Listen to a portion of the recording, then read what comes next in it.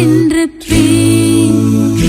அந்த தமிழ் இன்பத் தமிழ் எங்கள் உயிருக்கு நீர், உயிருக்கு நீர். தமிழுக்கு நிலவென்று பேர். இன்பத் தமிழ் எங்கள் சமூகத்தின் விளைவுக்கு நீர். தமிழுக்கு மனம் என்று பேர்.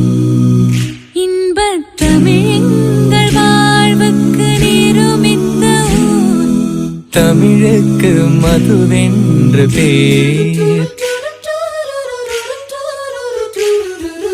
தமிழ் எங்கள் இளமைக்கு பால்.